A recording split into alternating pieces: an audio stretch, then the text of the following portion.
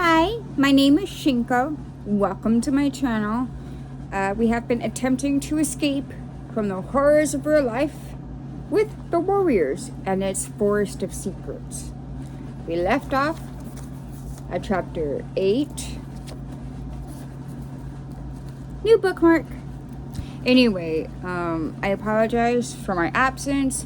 I was able to post a video last week. I was still kind of sick when I made that.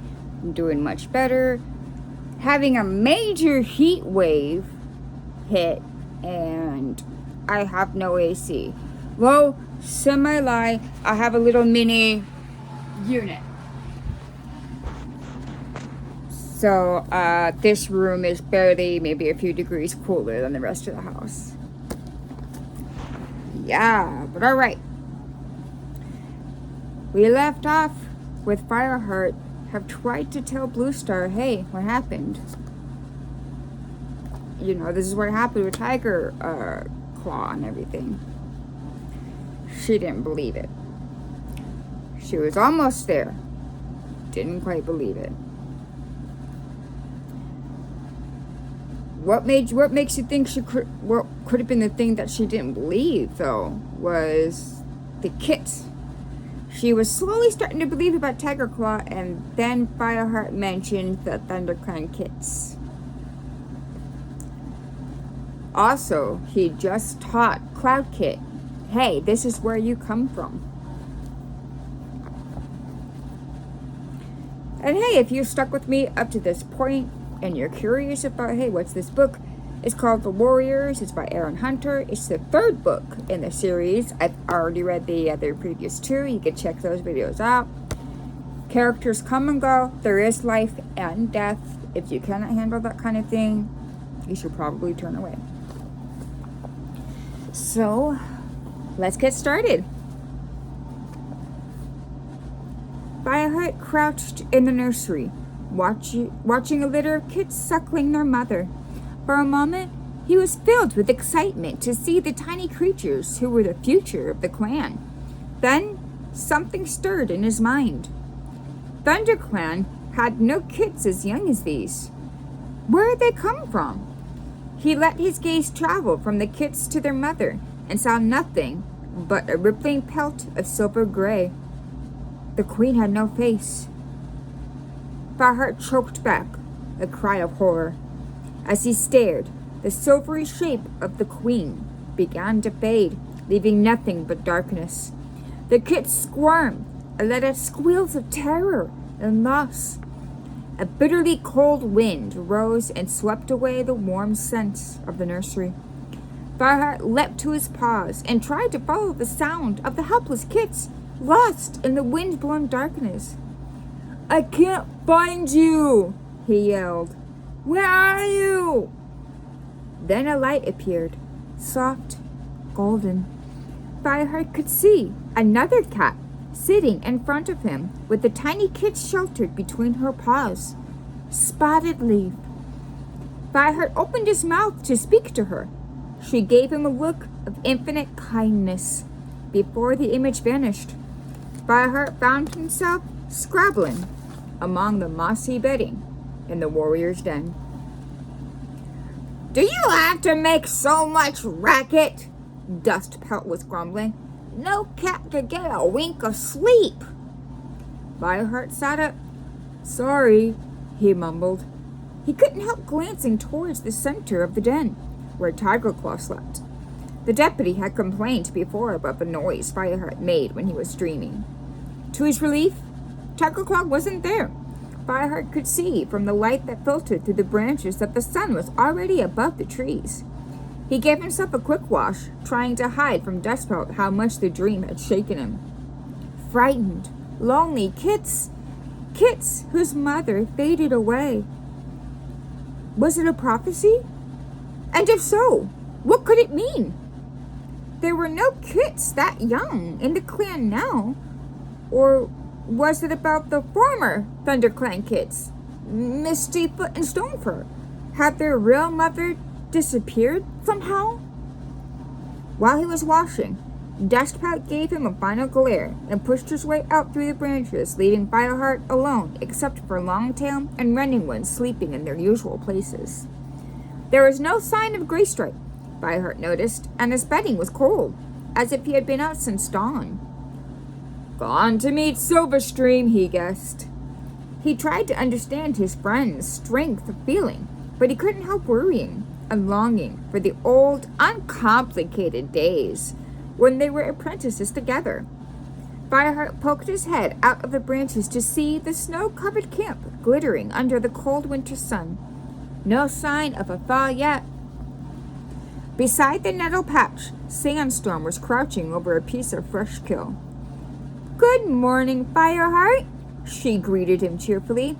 "If you want to eat, you'd better do it quickly while there's still some prey left." Fireheart realized that his belly was aching with hunger. It felt as if he hadn't eaten for a whole moon.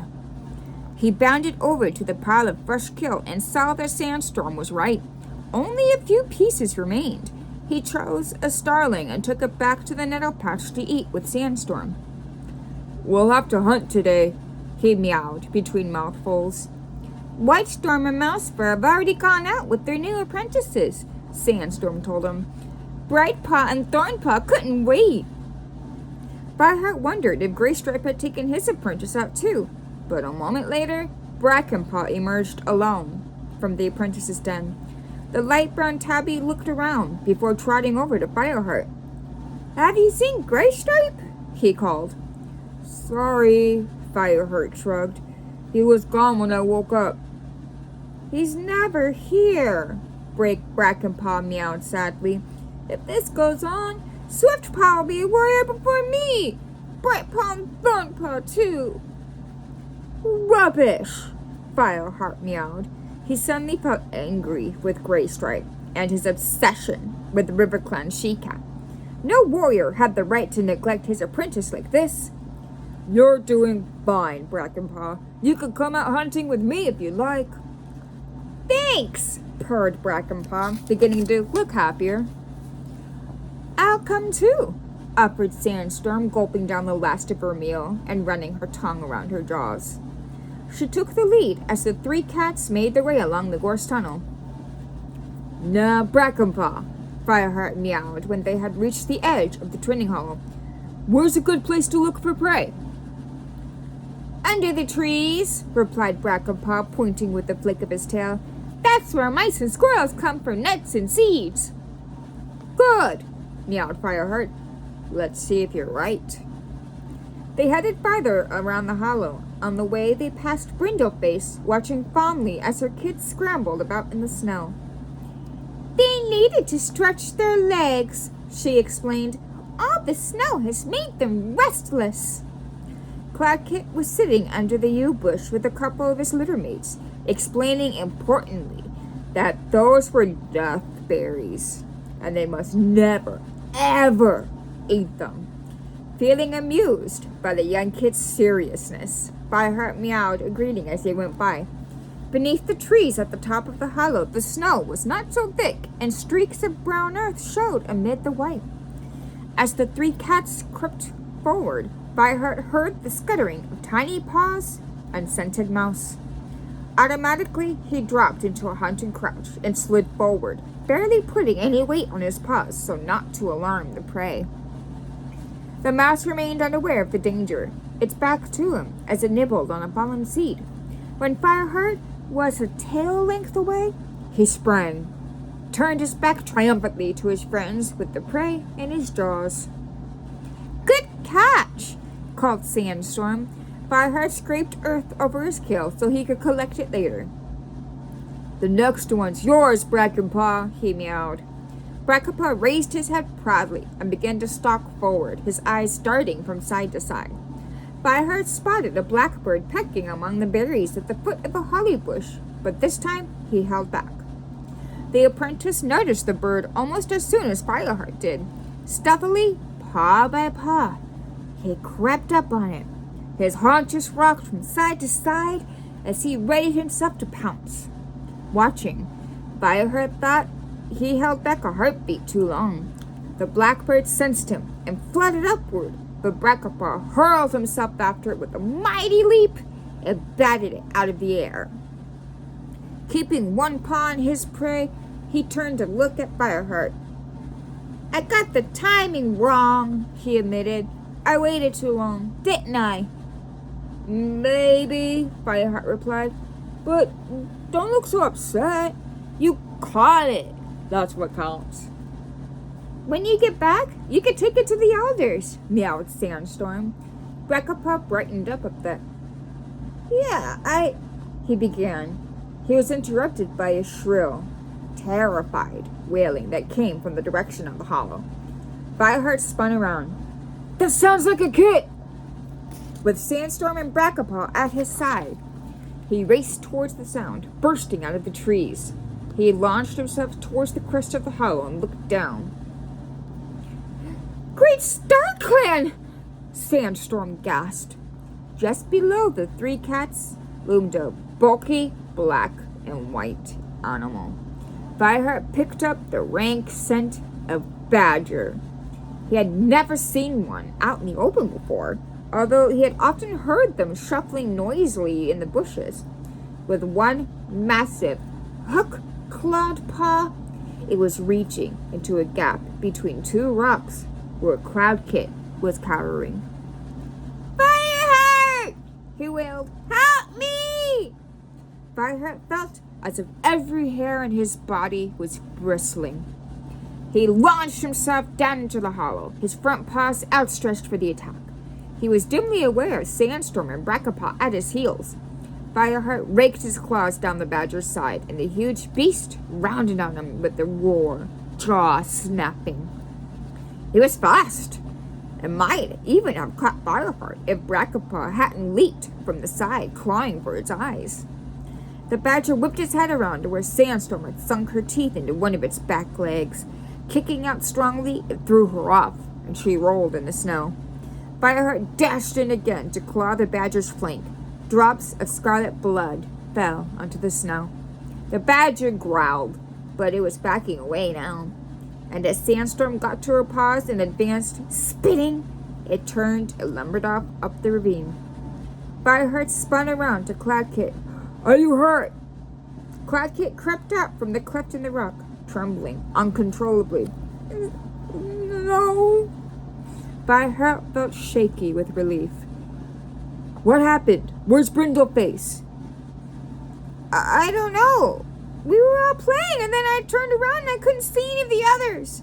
I thought I'd come and find you. And then there was the badger." He let out a terrified mew and crouched down with his head on his paws. Fireheart was stretching his neck to give him a comforting lick when he heard Sandpaw say, "Fireheart, look." Fireheart turned. Brackenpaw was laying on his side, blood seeping from his hind leg into the snow. "It's nothing," he grunted bravely, trying to get to his paws. "Stay still while we look," Sandstorm ordered. Fireheart rushed over and examined the wound. To his relief, the slash on Brackenpaw's leg was long, but not deep, and the bleeding had nearly stopped. "You were lucky. Thanks, Star Clan," he meowed. "And you saved me from a nasty bite. It was a brave thing to do, Brackenpaw." The apprentice's eyes shone at Fireheart's praise. It wasn't really brave," he mewed shakily. I didn't have time to think." "A warrior couldn't have done better," meowed Sandstorm. "But what's a badger doing out in daylight? They always hunt by night." "It must be hungry like us," Fireheart guessed. "Otherwise it wouldn't attack something as big as Cloud Kit." He turned back to the kit and nudged him gently to his paws. "Come on, let's get you back to camp." Sandstorm helped Brackenpaw to get up and patted beside him as he limped to the top of the hollow and towards the ravine. Fireheart followed with Cloud Kit, who kept very close to him. As they reached the ravine, Brindleface burst out of it, frantically calling Cloud Kit's name. Other cats came hurrying behind her, drawn out of the camp by her panic-stricken wailing. Fireheart spotted Running Wind and Dustpelt. Then his heart sank as Tiger Claw followed them out of the tunnel. Brindleface sprang at Cloudkit and covered him with anxious looks. "Where have you been?" she scolded. "I've been looking for you everywhere. You shouldn't run away like that." "I didn't," Cloudkit protested. "What's going on?" Tiger Claw shouldered his way to the front of the group of cats. Fireheart explained while Brindleface continued to smooth down Cloudkit's ruffled fur. "We drove the badger off," he told the deputy. "Grandpa was very brave." All the while he was speaking, Tiger Claw stared at him with fierce amber eyes. But Fireheart held his head high. This time, he had no reason to feel guilty. "You better go to Yellowfang and have that leg seen to," the deputy grunted to Brackenpaw. "As for you," he swung around and loomed threateningly over Cloudkit. "What were you doing, putting yourself in danger like that? Do you think that warriors have nothing better to do than rescue you?" Cloudkit flattened his ears. "I'm sorry, Tiger Claw. I didn't mean to get into danger." "Didn't mean to? Has no cat taught you any better than to go wandering away like that?" "He's only a kit," Brindleface protested mildly, turning her gentle green gaze on the deputy. Tiger Claw drew his lips back in a snarl. "He's caused more trouble already than all the rest of the kits put together," he growled. "It's time he learned a lesson. He could do some real work for a change." Fireheart opened his mouth to object, but once Cloudkit hadn't meant to cause trouble. His bad fright had been punishment enough for straying away from Brindleface, but Tiger Claw was still talking. "You can go look after the elders," he ordered. "Clear out their dirty bedding and fetch clean moss. Make sure they have enough fresh kill and go over their coats for ticks." "Ticks?" exclaimed Cloudkit, losing the last of his fear and outrage. "I'm not doing that! Why can't they see to their own ticks?" "Because they're elders," Tiger Claw hissed. "You need to start understanding a lot more about the ways of the clan if you ever want to be an apprentice." He glared at Cloudkit. "Go on and keep at it until I tell you to stop."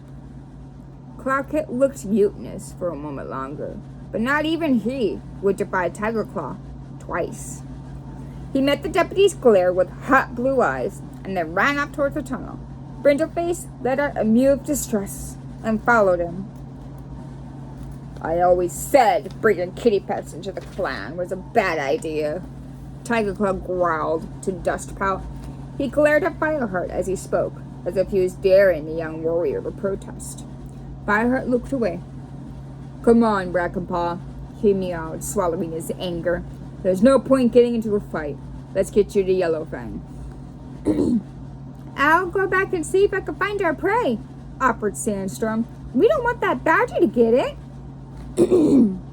She started to scramble back up the ravine, but her meowed his thanks after her and set off for the camp with Brackenpaw. The apprentice was limping quite badly and looked tired. As they approached the gorse tunnel, Fireheart was surprised to see Broken Tail stumbling out with Yellowfang at his side. Two guards, Duckstripe and Longtail, followed closely. "We must be mad taking him out like this," Longtail grumbled. "What if he runs off?" "Runs off?" rasped Yellowfang. "And I suppose you think hedgehogs can fly? He's not running anywhere, you stupid furball." Carefully, she cleared the snow from a smooth rock and guided Broken Tail to it.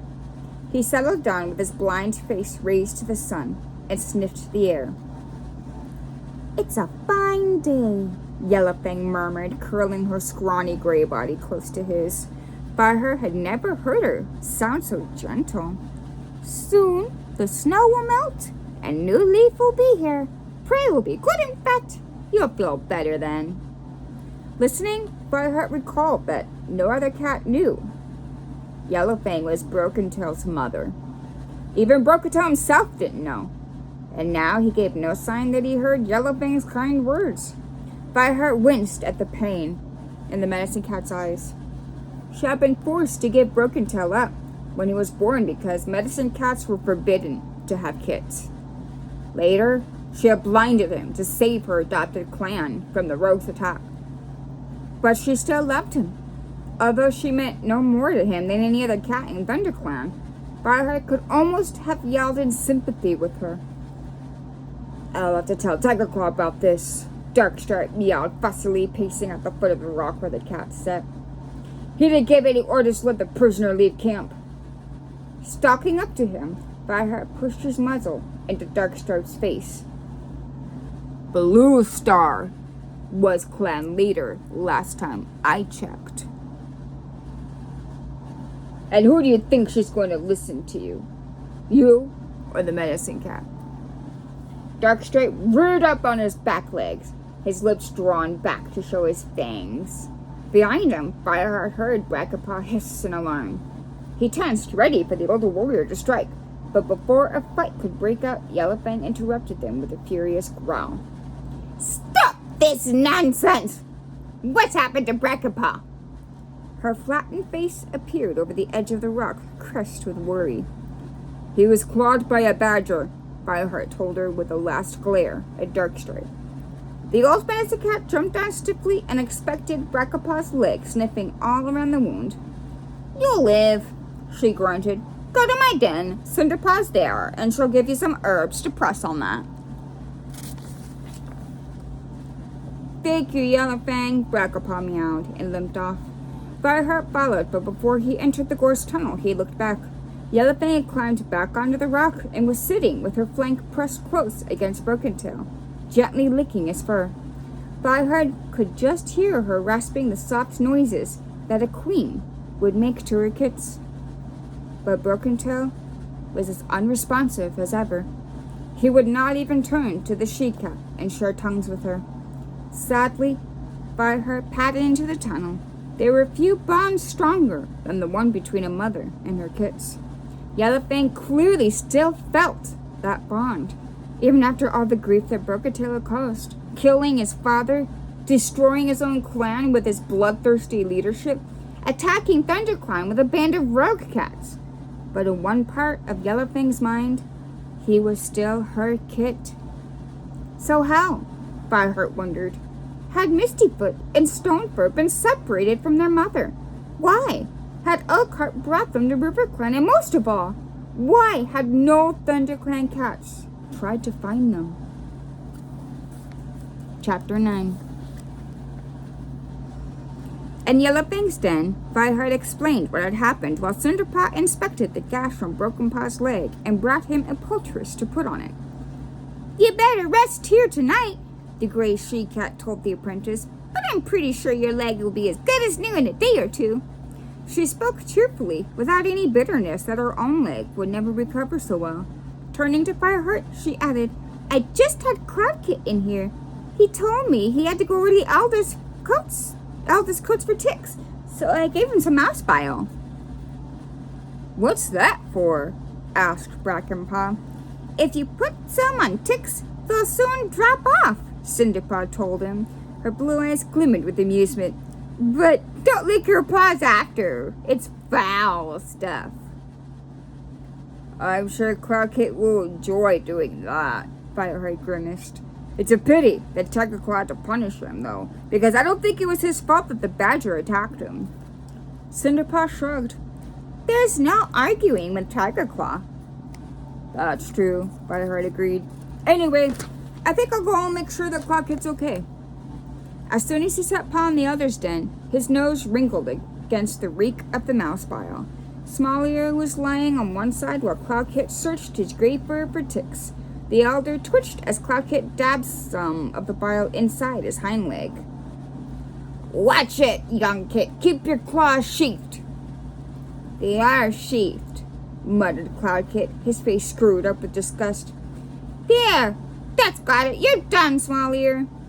Dappletail, who had been watching intently, glanced around at Fireheart. "Your kin is very efficient, Fireheart," she rasped.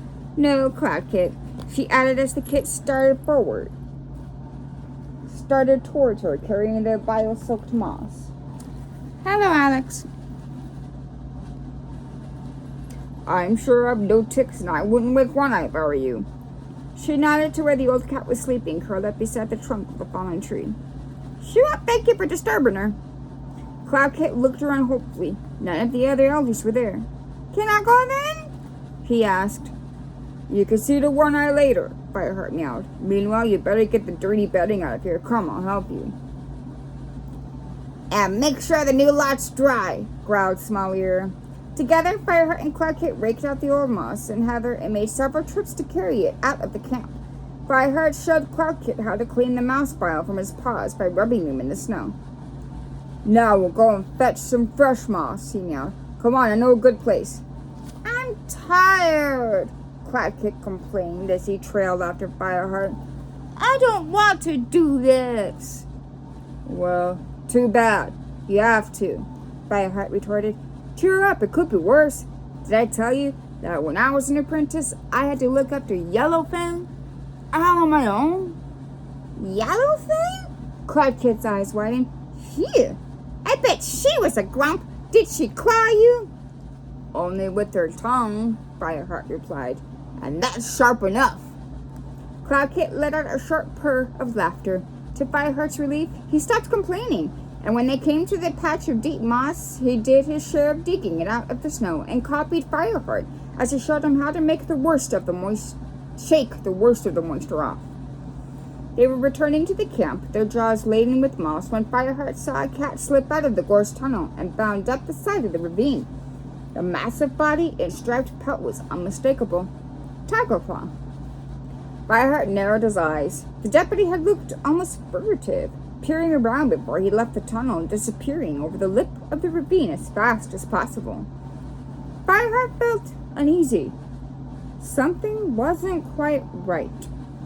Cloud Kit, he mewed, dropping his wad of moss on the ground. Take your load of bedding into the elders, and then come back for mine. There's something I've got to do. Cloud Kit mewed in agreement through his mouthful of moss and carried on towards the tunnel. Fireheart turned and raced back up the slope to the place where Tiger Claw had disappeared. The clan deputy was out of sight, but between his scent trail and the massive paw prints in the snow, Fireheart had no difficulty following him. He took care not to catch up in case Tiger Claw saw or smelled him.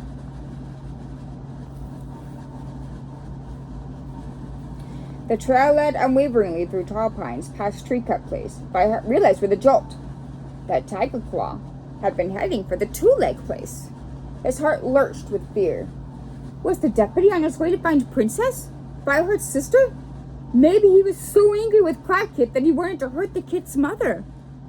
Fireheart had never told the clan exactly where Princess lived, but it wouldn't be impossible for Tiger Claw to pick up her scent from his knowledge of Cloud Kit's.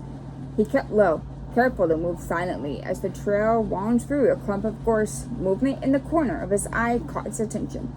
It was a mouse, scuffling under one of the bushes. Fireheart did not want to stop and hunt, but this mouse was practically begging to be caught. Instinctively, his body dropped into a hunted crouch as he crept up on the prey. He pounced. His pounce landed him squarely on top of it, and it took a moment longer to bury it in the snow before he began to follow Tiger Claw again. Fireheart moved more quickly now, afraid of what the deputy might have done in the time he delayed. As he rounded the stump of a fallen tree, he practically collided with Tiger Claw himself, loping along in the opposite direction. The deputy reared back in surprise. "Mouse brain!" he hissed. "What are you doing here?" Fireheart's first reaction was one of relief. Tiger Claw hadn't possibly had time to reach Two-Leg Place and harm Princess already. Then he realized that the deputy was glaring at him with a look of deep suspicion in his amber eyes. He mustn't know I was following him, Fireheart thought desperately. I came out to show Cloud Kit a good place to find bedding, he stammered. And then I thought I might as well hunt for a bit.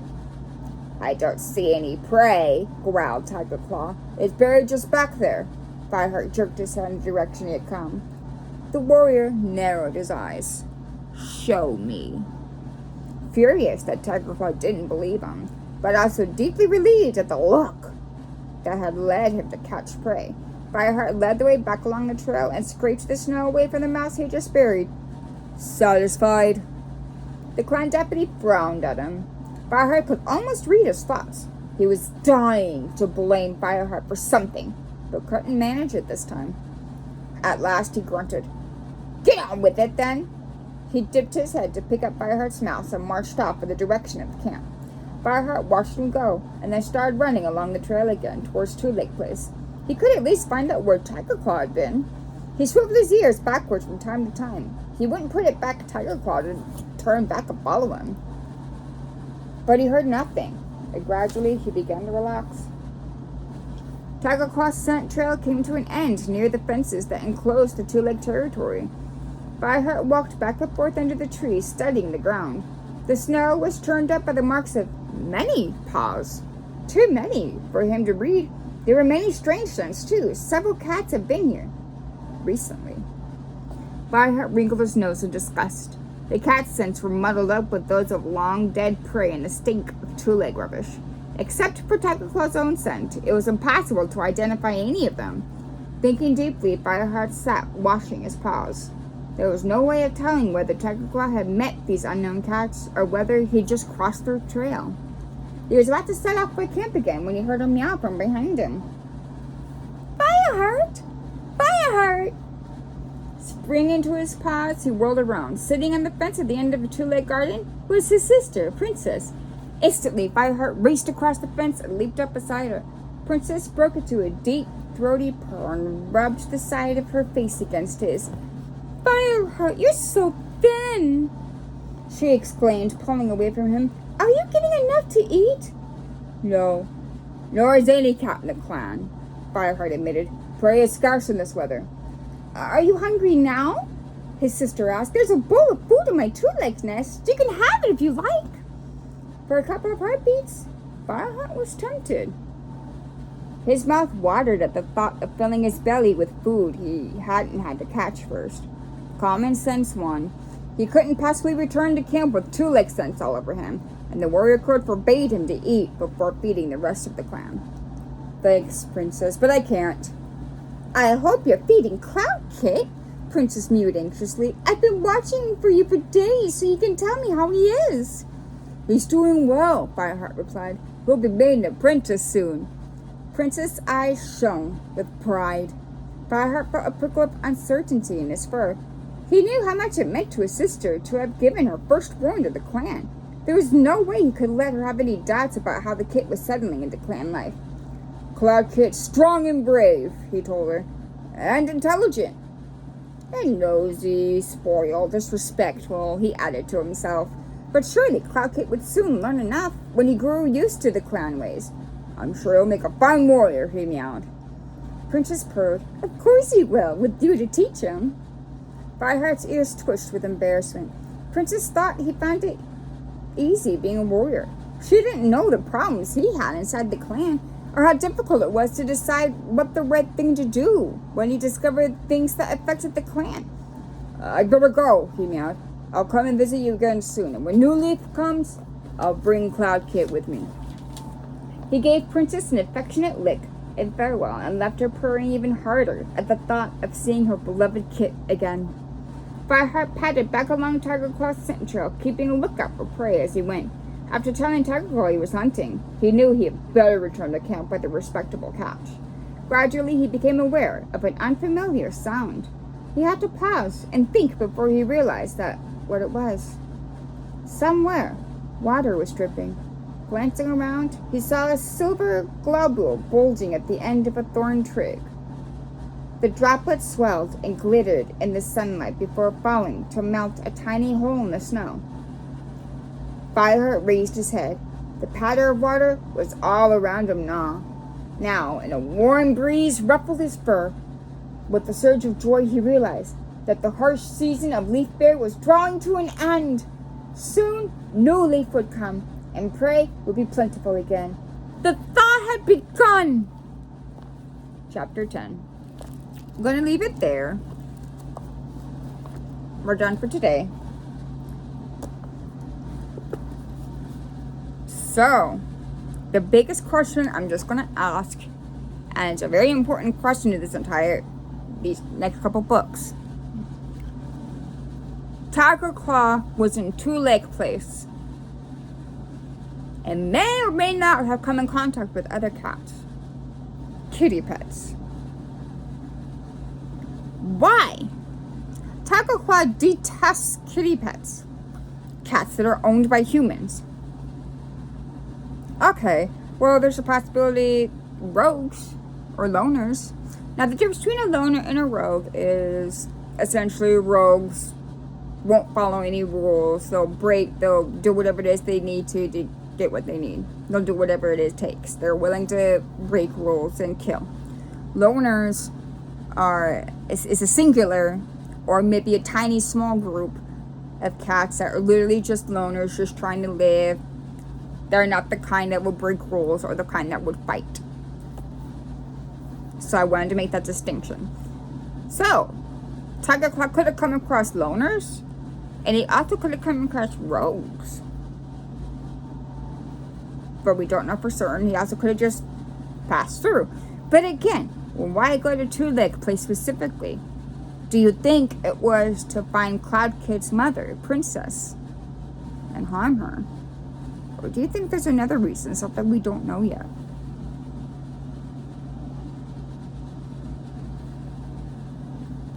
I guess we'll find out.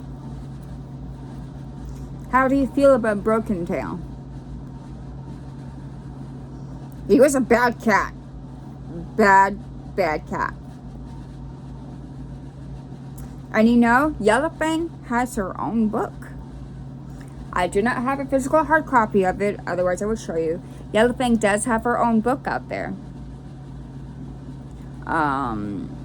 I believe it was Yellowfang's Secret. I'll have to look up the title just to make sure, but she has her own book out there, which goes through her being a warrior, then medicine cat, and then giving birth to Broken Tail. He was the only survivor. I will give this detail away. Broken Tail was the only survivor. He did have siblings. They died. But, alright, we had a good read. We left it off there. We're almost halfway through the third book. Do you think Tiger Claw has a plan? Do you think that plan has something to do with Two Leg Place, humans, or other cats? Let me know. I hope you have a wonderful day. Be safe out there in this crazy mixed up universe of ours. Bye.